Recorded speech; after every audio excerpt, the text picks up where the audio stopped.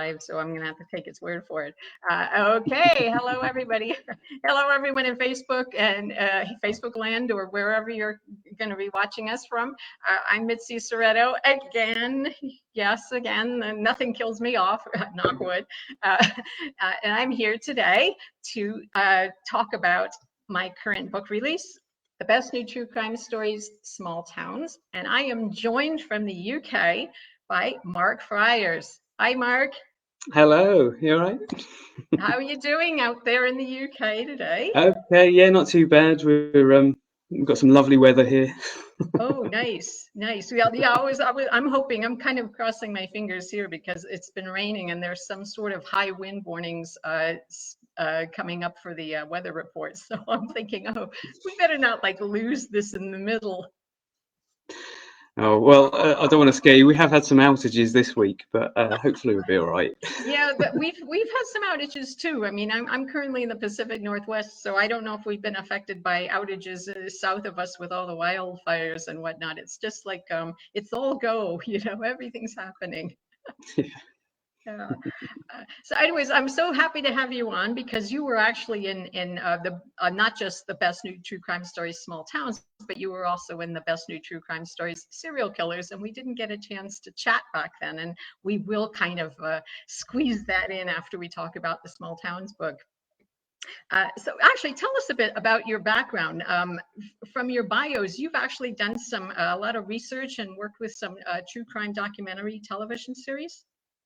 Yeah, that's right. So I've done some research for certain shows that have been on Discovery ID in America and worldwide, and most of those were to do with true crime, specifically, this wonderful world of stalking and all sorts. So, in terms of true crime things, that's kind of my background. The other is obviously being a scholar and a writer. There's someone who does have an interest in true crime. So obviously when you put your calls out for these chapters, I thought, well, this would be something that I'd particularly be interested in writing about. And you've actually also your scholarly area, your academic area, and you lecture as well as you're involved with film, correct? Yeah, that's right. And so there's probably no coincidence that anything that's kind of filmic or visual, those are the things that I'm interested in. So sort of coming on to the chapter, maybe, this was something that I very much saw in visual terms. I don't think anyone's actually utilized this story in a even in a documentary sense. So I think there was something with there was a gap there for me, I think. Yeah, well, this is the thing with true crime. I mean, there is so much content out there, and trying to find something that hasn't had a lot of, shall I say, airplay is a challenge. Or if it has had a lot of airplay, giving it some new kind of spin or just a new perspective. So, I mean, that's something I'm always really encouraging people who want to contribute to do, and you have done that beautifully. Now, the story that you've written in The Best New True Crime Stories Small Towns is called The Summer of the Fox. Now, before we get into the nitty gritty about the story, tell us a bit about, there is a bit of relevance here in the story to when you were growing up in this particular part of England. Can you tell us a bit? Yeah, absolutely. So I moved to what was sort of Bedfordshire at the time, place called Leighton Buzzard stroke Lindsley. They're two little places that meld into each other. So that I was 6 when I moved there. So this was just after these particular events had happened, and I settled into a new school and made new friends, and it quickly became clear that there was some residues of something major that happened here, that even at the age of 6 seemed to have lasting effects on the community. But I think what was particularly interesting about this was that I, came to this as a child, 6 years old, you're very young. So hearing about these things at school, with these new friends that I've met, I had a very different perspective on what had actually happened. To the point where this was maybe not about true crime and horrendous things that had happened, but kind of this kind of enigmatic mystery, that when I did finally sort of grow up and read more about the details or the nitty gritty, as you said, this was night and day really in terms of how we saw this sort of true crime or the true crime events. So it had, or it still has actually, a very personal interest to me. It's something that's always kind of haunted me. So again, this is something that's always interested me. Yeah, I mean, it is quite a story, and I could see at age 6, it would have seemed like almost like you said, more of a mystery and something like that. And then as you matured and sort of realized the gravity of these crimes, then it's a totally different perspective on it. And we'll get into that in a moment. Set up the story a bit. Whereabouts did this take place, and when? What time period was this? Okay, so this was so in the south of England. So again, to apologise for North American viewers if I use English idioms or places that they might not know. But so Leighton Buzzard is a small sort of market town. It's about 40 miles north of London, but it's on the periphery of 3 different counties, and these are counties that we often refer to as the home counties. So they're kind of very much Middle England, I guess. So this took place in the summer of 1984, and at this time, a lot of the national headlines were dominated by things like the miners' strike and sort of mass unemployment. So all these things are kind of going on in the background. Now, Leighton Buzzard isn't a place really that people might know about. Again, back in the 1960s, it was somewhere where something called the Great Train Robbery took place. And people might know that through the Phil Collins film Buster. Yeah. Phil Collins, yeah. Oh yeah, Phil Collins robbed the train. Yeah. Well, he did, but he was very contrite afterwards. He wrote a song with the Four Tops, so everything's okay there. And I was going to say actually that Leighton Buzzard, doesn't generally, upset the headline writers of the UK, but just recently we had an earthquake there. So you're kidding? Yeah. Oh yeah. I remember the earthquake in Manchester when it woke me up in Sheffield. So ostensibly, a very kind of Middle England town in the middle of the kind of the green belt of England. So this is where this took place in 1984, and nothing really to suggest that that there would be any particular crime wave or anything that subsequently took place. Yeah, it's sort of yeah. I mean, I've been in in these counties, and obviously it's not somewhere you would associate with things going on. It's sort of lots of fields and some farms and some villages, and then the usual towns that are sort of interchangeable. So now tell us now who was the fox?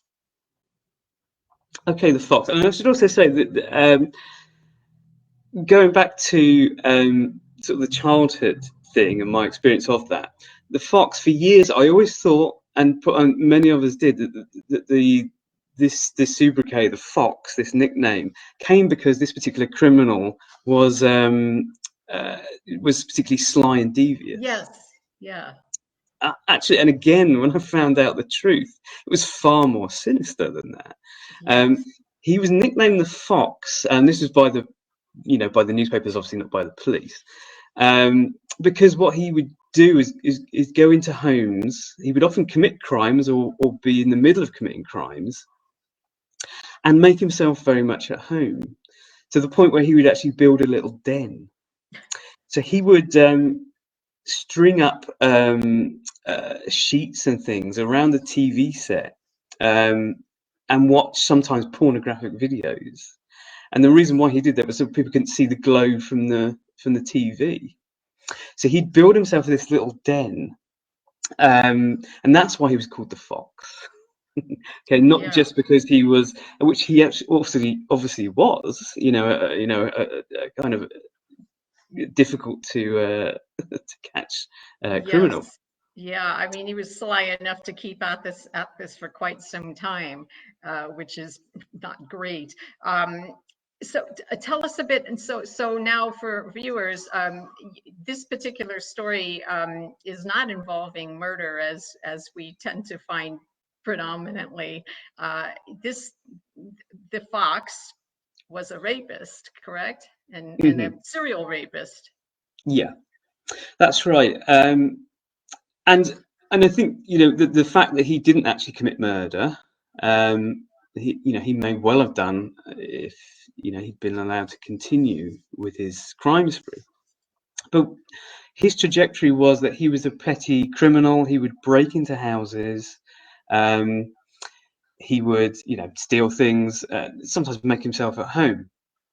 But the turning point came when he broke into a house and stole a gun. Okay, which, even today in Britain, it's quite unusual to find a handgun in someone's house. But subsequently, and as was made clear at his trial and also by his own admission, was that gave him the confidence to in a sense escalate his crimes. And so from that, he became a sexual predator. So he would break into homes and sexually assault the inhabitants. He would sometimes collect things like shoelaces and the cords off a dressing gown, and use these to tie people up. And it was usually husband and wife with families. Okay, so this escalation was also something that occurred in line with the fact that he would break into houses increasingly, with this new resolve. So it wouldn't be empty houses, it would be where the inhabitants were still maybe sleeping. And so, so this escalation came after he acquired the firearm. So he became a petty criminal to, quite a serious sexual offender. And that was his trajectory. Approximately, how many victims do you know offhand? How many people were subjected to him? So off the top of my head now. But well, I mean, it was quite a few, obviously. I mean, yeah. But the thing about him as well is that he was quite actually quite nervous and skittish for a criminal. So he would commit crimes, and then if he felt that he'd actually crossed the line, he would go into hiding for a few weeks. Still commit crimes. He'd still break into houses, but he wouldn't again escalate those into something more serious. So this was over a 3 or 4 month period, which again escalated quite quickly, but was also punctuated by the fact that when he was disturbed, for example, the first time he used the gun, he accidentally discharged it, and he shot actually a gentleman in bed who was in bed with his wife. But perhaps ironically, he was the one who was chased out of the house. And after this, he actually buried the gun and resolved not to do anything for a while. So again, he went into hibernation, and then began his kind of spree again, if you like. Okay, but this all happened over the course of one summer.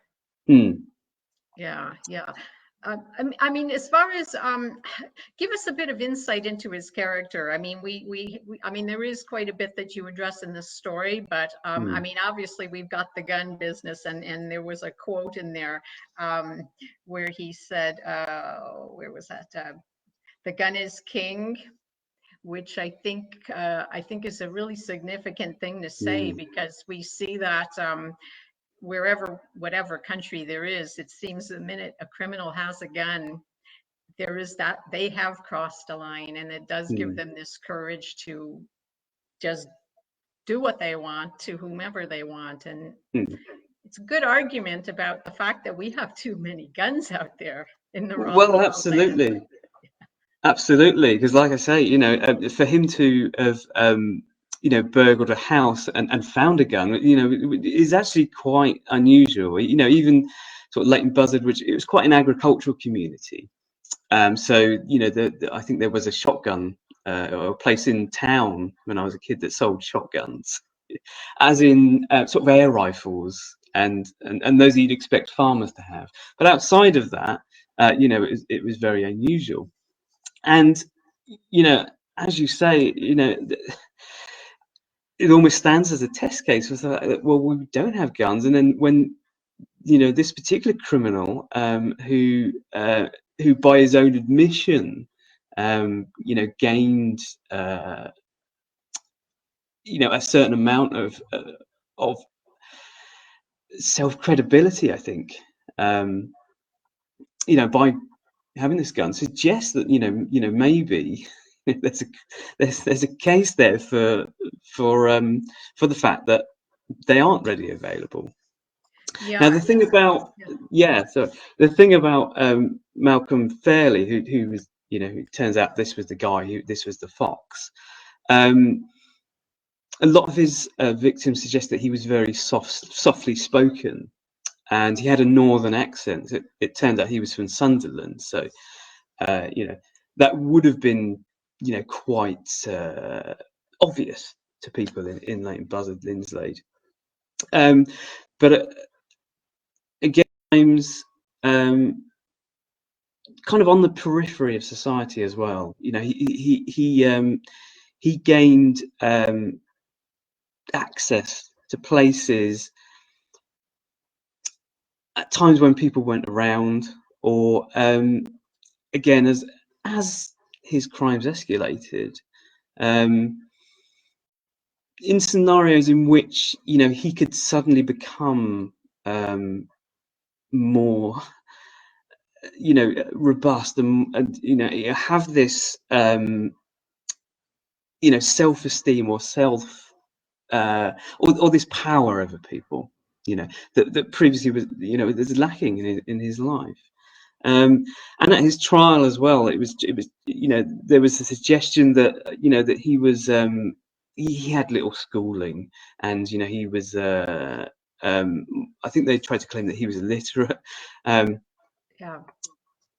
this again, when the details of the case, particularly towards the end, where he was clearly trying to cover things up, suggested that actually these were done slightly more in cold blood rather than just opportunism. So this this kind of soft-spoken, if you like, criminal from the northeast was again, the other thing actually I should say, which which came out in the trial. And also this is linked to this idea of the den, is that sometimes he would watch pornographic videos. So he was very interested in extreme pornography. Okay, so at this time of videos being available, he was obviously watching extreme content. This was clearly stuff that's not available now. I guess in any reasonable sense. And again, this is something that he felt empowered to replicate. So his most prolonged crime took place in Edinburgh. He broke into a house, and it turned out there was a young girl and a girlfriend and boyfriend there. And he tied up the girl and the guys.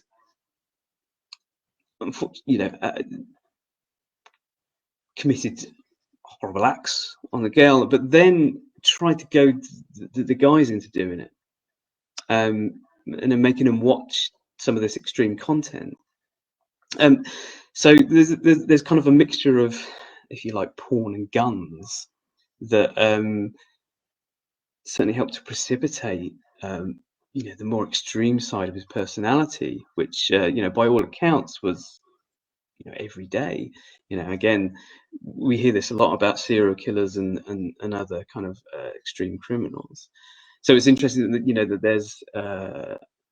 there's a similar dynamic going on here. Yeah, that's the one specific case that stuck out to me as well, is when he went to that extreme and even was trying to force incestuous sex act with the brother and the sister, and obviously, thank God, that didn't happen. But I mean, it just shows that he just was too far gone at that point, between the gun and the extreme porn. I mean, thank God he was caught, because I know in the story it was mentioned by, I believe it was the judge, that maybe this would have escalated into murder, because it was certainly seems to have been going in that direction, as it just kept getting more and more extreme with each particular incident. Absolutely, and yes, and it wasn't just the sort of judge and a summing up. It was during that whole time, which hopefully I paint something of a picture of in the chapter, is that there was a kind of an escalating, I keep saying that word today, I'm so sorry. No, but it was escalating. It was escalating. Within the community, just not knowing what's going on, and having all these sort of extreme press reports of this guy called the Fox, this enigmatic criminal that's loose in a very small, sleepy area, essentially of the country. And and again, this was something that gave rise to some of the more extreme stories, or the kind of the more fantastical stories that I heard about when I was growing up. But this, this was a very hot summer as well, which again, as you know, in England, we're not always that prepared for. So there were certain other incidents that happened that were that were adjacent to that, but not part of the story of the Fox, but were all kind of lumped in to this kind of idea of paranoia. And one of the things that particularly struck me was, and again I talk about this anecdotally, was that despite the fact that this was a hot summer, the police were coming out and saying, well, there might be an escalation, we're not sure. Keep your windows locked, keep your downstairs windows locked. And of course, this wasn't particularly helpful for a lot of people in the town of Leighton Buzzard and Linslade, who lived in bungalows, for example, downstairs apartments. And it did give rise to some interesting kind of sort of Heath Robinson inventions that people came up with, and again, from my own memory and my own anecdotes, a friend of mine talked about his father constructing these sort of booby traps around the houses of the bungalow he lived at. and it was all their toys. So of course, there's something quite evocative about thinking about, this criminal, but also like, if he was to, invade the spaces of the house, there'd be lots of Star Wars toys and other things, and pots and pans falling down, that would signal that that this enigmatic criminals, in the house.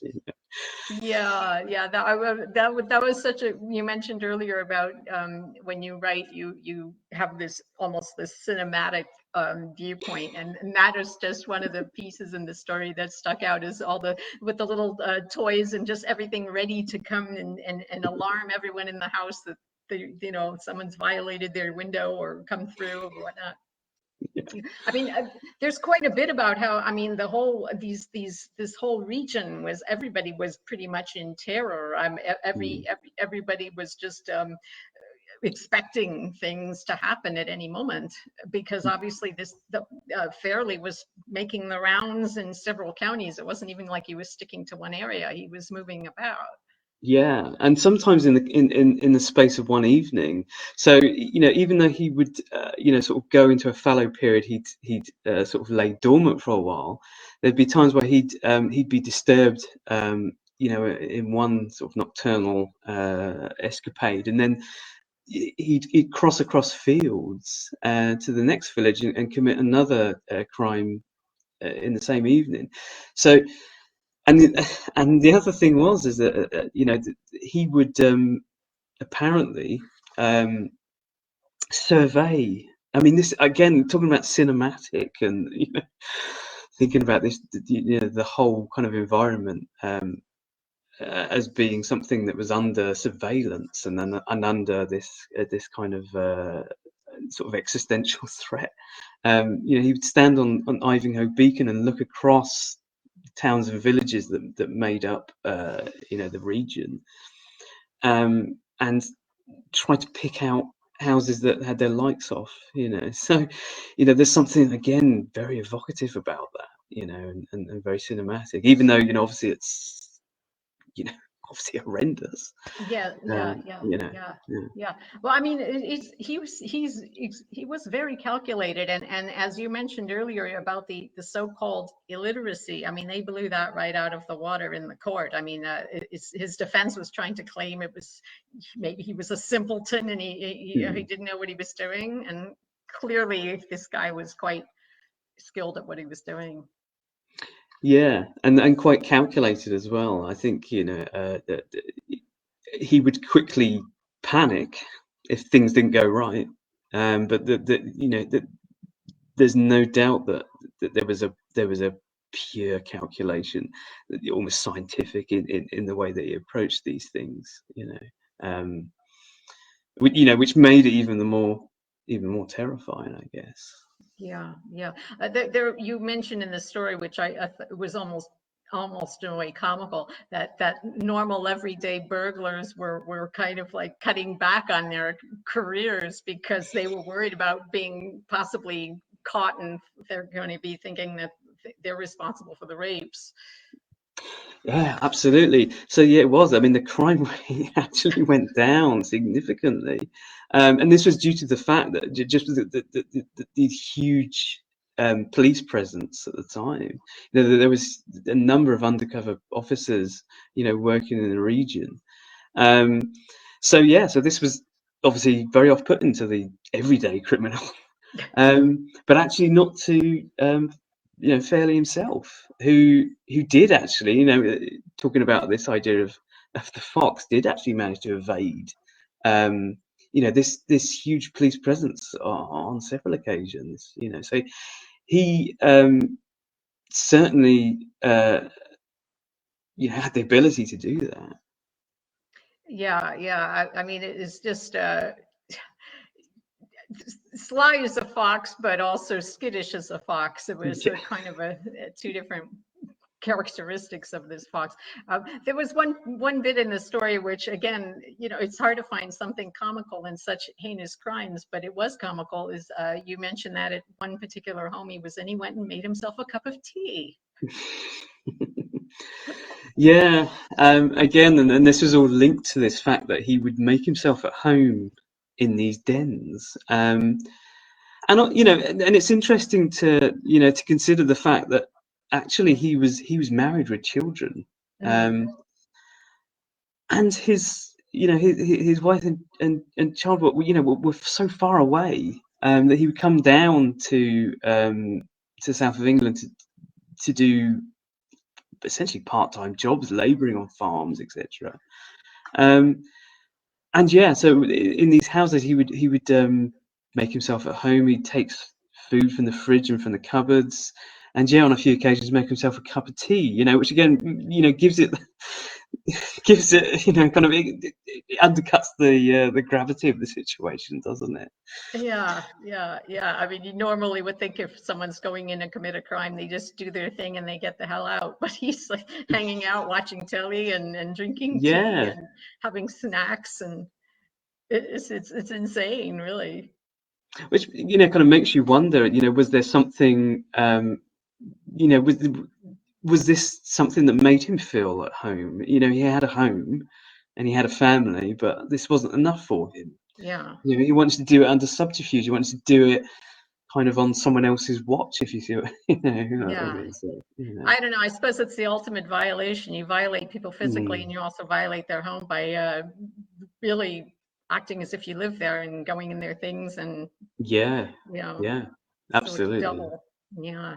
yeah. Um, yeah, it's quite a case. And again, the story, The Summer of the Fox, which is in the Best New True Crime Stories, Small Towns. And we are going to do a little switch because we have to make up for the fact we didn't chat last time. Mark is also in the Best New True Crime Stories, Serial Killers. Smooth. Uh, yes, yes, and you wrote a story very much toward your interests, which is Mm, film and cinema, and that story is called "The Man in Black and the Silver Screen: The Life and Crimes of Peter Moore." Uh, mm. Tell us a bit about Peter Moore. What fascinated you most about this? And I know the answer, but other people don't. Yeah, absolutely. Again, so there's a cinematic angle here. So Peter Moore was a serial killer in North Wales, and again, there's lots of similarities and differences with Malcolm Fairley, in that he did you there was kind of small towns very much that he was operating in. But Peter Moore was a cinema proprietor. Okay, so he opened a number of cinemas in North Wales in the early to mid 90s. Sorry, early 90s it would have been, and he actually became a very respected member of the community for this fact. He literally brought light and magic into the lives of people who didn't have a cinema. There weren't cinemas in these areas. But again, he was someone whose, I'm going to use that word again, whose crimes escalated very precipitously towards the end of his criminal reign. So he was someone who been brought up into quite a privileged background.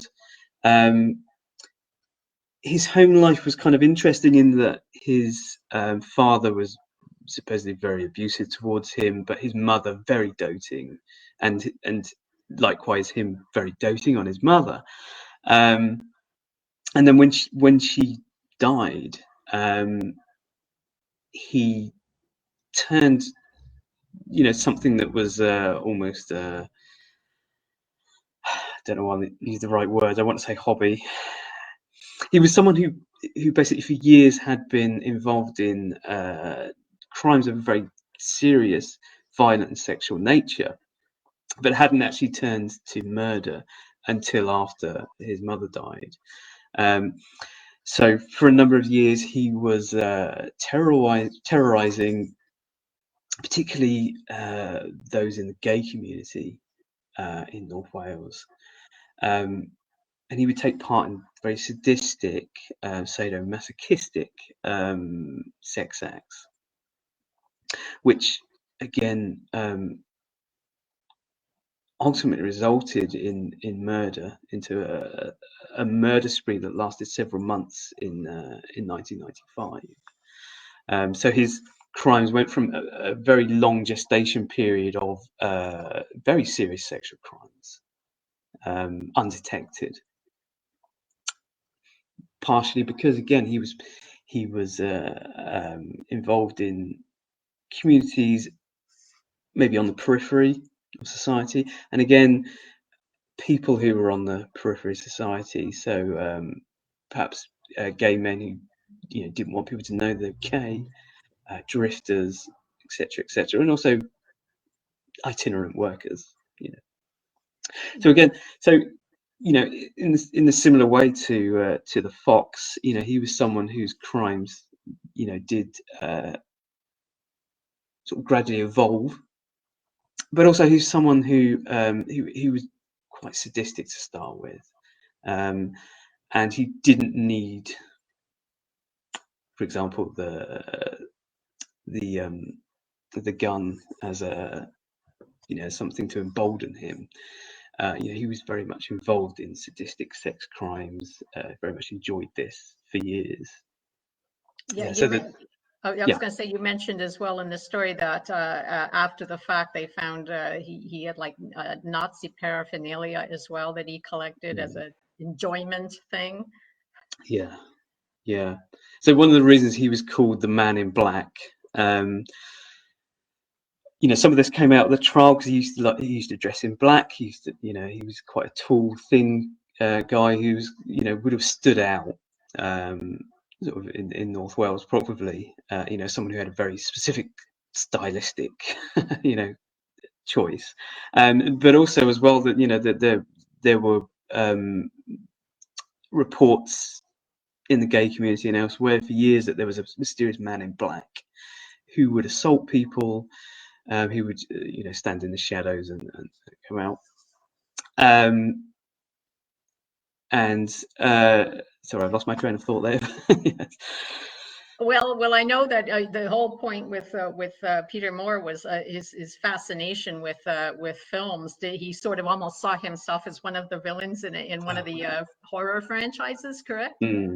Oh, that's right. Yeah, sorry, I remember you mentioned the Nazi thing as well. Yeah, so the other thing about the Man in Black was that when he was involved in these sessions, whether they were consensual or otherwise, he would dress in kind of almost SS style clothing. So the black leather was an extension of his daytime uniform. But yeah, so also going on from that, and also this cinematic theme, is that when he was finally apprehended, he initially tried to claim that he hadn't committed these crimes, but he was under the influence of this mysterious figure called Jason, who was making him do these things.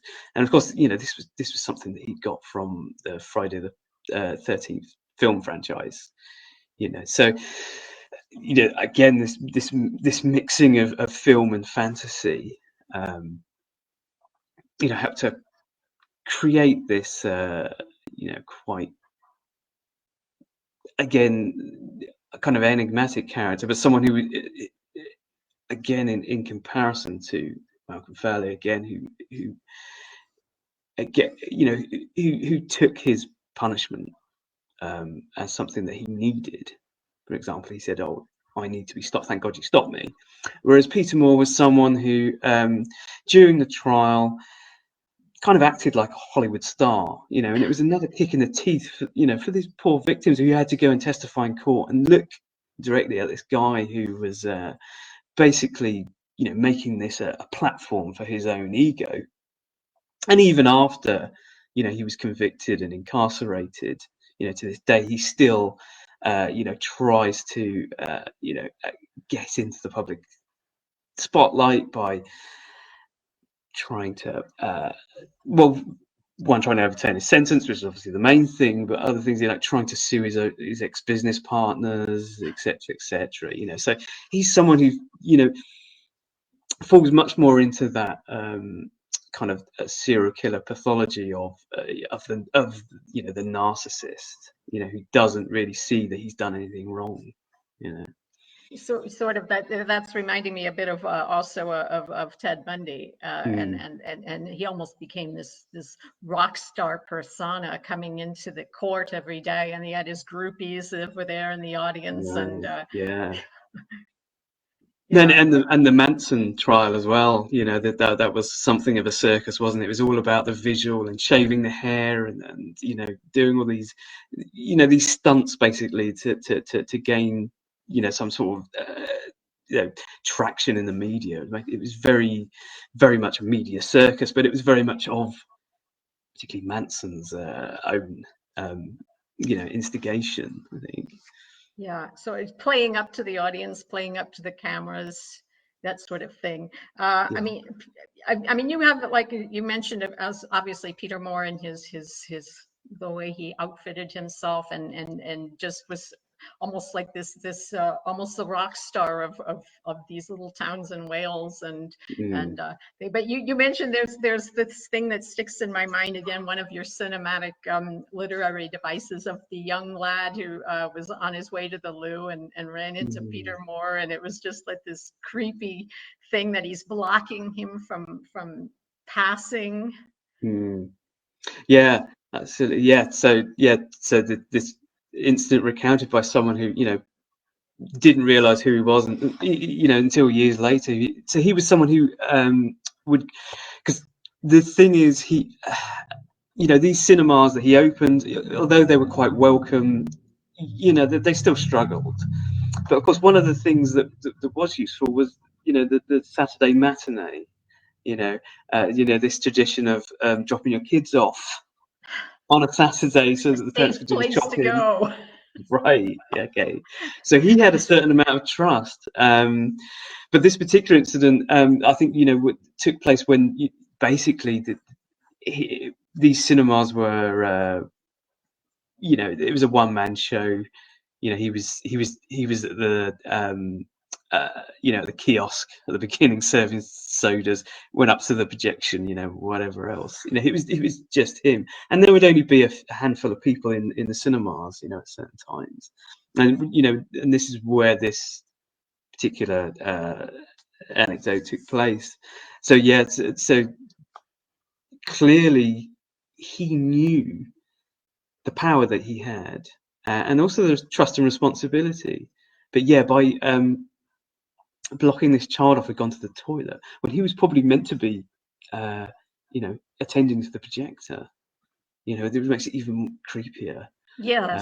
Suddenly appears and tries to block this child's way just to frighten him, really. And again, this all feeds into this kind of this idea of the narcissistic self-regarding person, this idea of the power that he would have had as well as the responsibility. Again, it's something that we see a lot more consistently with, again, some of the people we've mentioned, Ted Bundy and others, Ed Kemper, etc.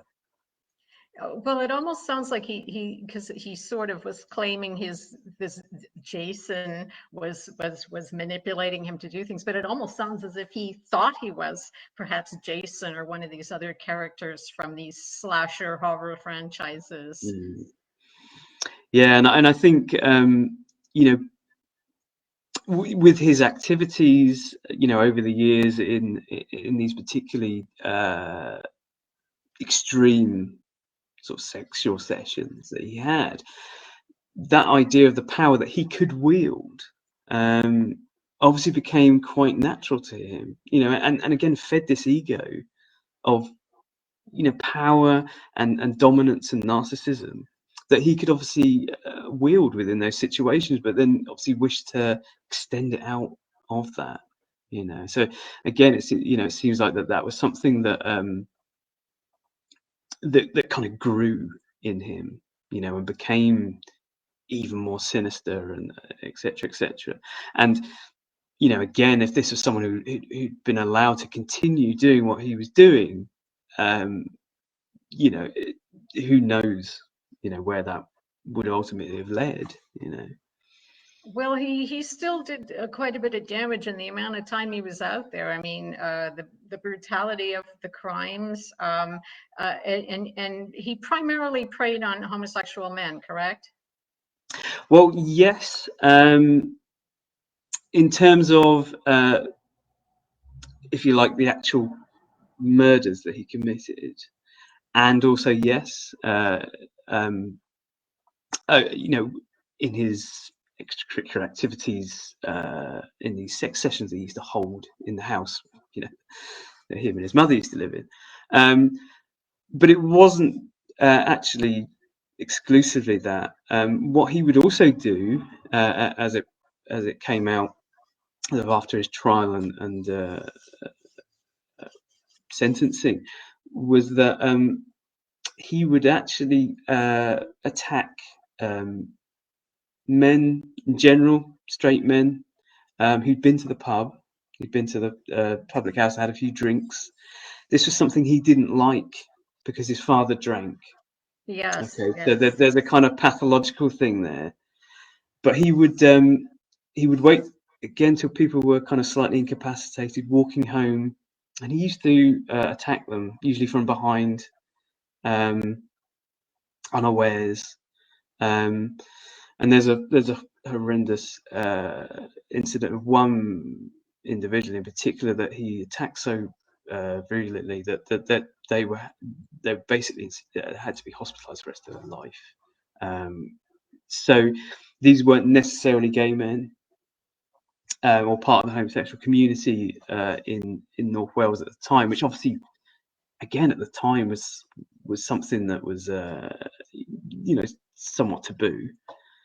So there was a kind of community of people, and there was a trust there as well, because you knew that you were operating outside of the mainstream, and this is something he took advantage of. Mm. So he also took advantage of other situations where he could commit crimes against people who were not fully compos mentis, if you like. And also the fact that before he started to actually, the crimes that he committed before that didn't involve murder, the likelihood of these men reporting it was pretty slim, because what were you doing out on a beach where we know that men are going to meet each other? So it was like they were sort of helpless to even ask for help, so to speak. Yeah, absolutely. So again, it's this idea of kind of a kind of opportunism, and knowing exactly that you have a almost a power there, and less likelihood of any retribution, because you know you're talking about vulnerable people, you're talking about vulnerable situations, and you're talking about people on, again, the periphery of sort of mainstream society. And again, you know, how many criminals do we know who've preyed upon the vulnerable? Yeah, easy prey, so to speak. Yeah, Sure. exactly, Yeah.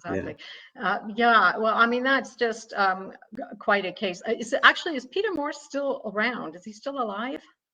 Yeah, he's still alive, and I think he's still trying to go through or trying to appeal his sentence through the Court of Human Rights.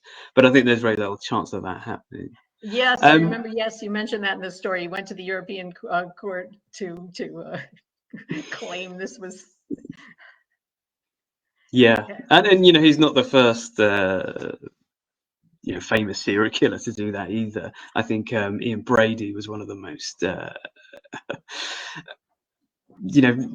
visible, in terms of trying to claim human rights whilst clearly having very little concern for Humans. anything else.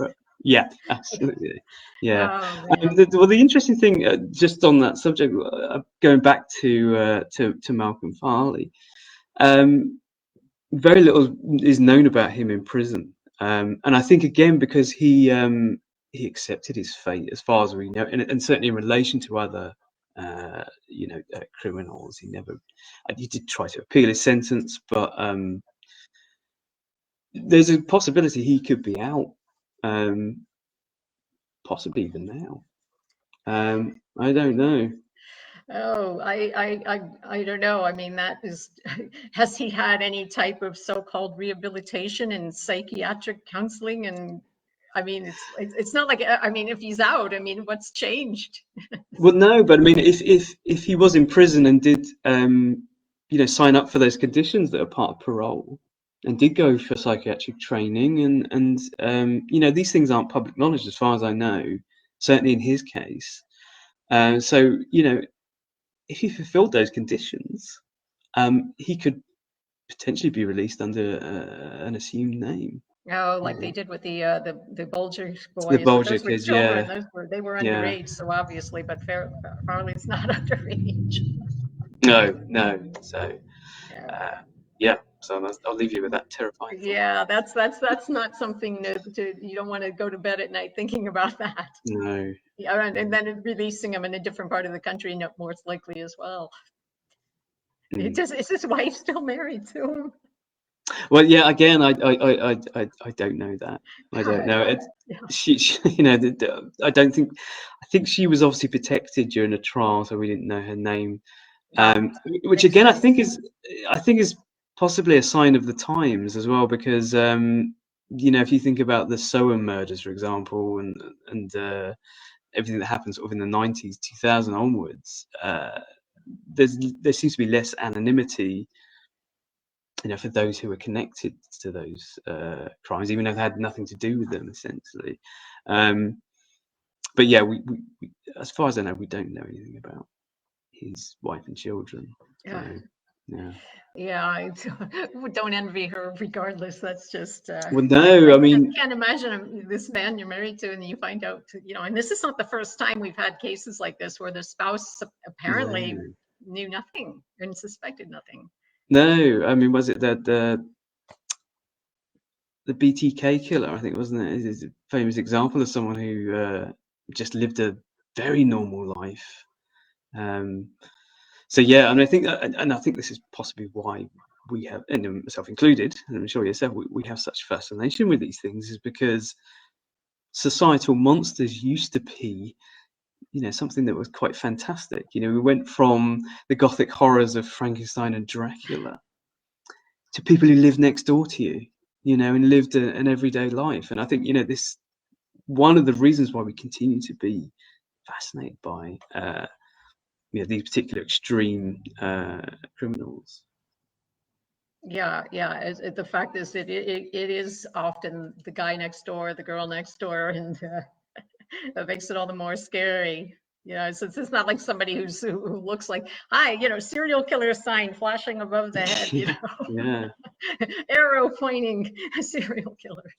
Well, again, as well, I mean, also, even within that paradigm, I think we always, the kind of the loner or the weirdo, they're often termed, the one who doesn't fit in, would always be the one that you'd signpost. But again, someone like Ted Bundy, changed that whole scenario. This was the attractive, popular, charming person who committed things that you couldn't even contemplate. So yeah.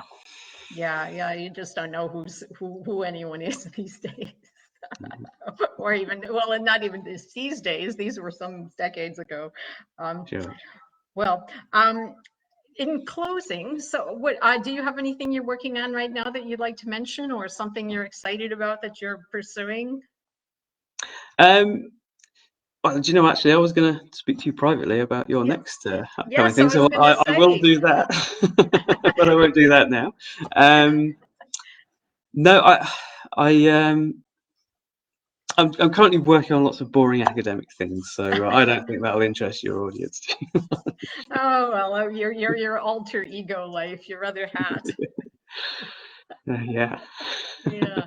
Well, that's great. Well, I'm really glad we finally got you on and we were able to talk about both books. And just to reiterate, if you tuned in late and you're wondering why we're talking about a serial killer that isn't in the Small Towns book, and that's because we were talking about Mark's story from the best new true crime stories, serial killers. But again, we've been chatting. I have. I don't think anyone else is here. My bear's here, but he's kind of keeping a low profile.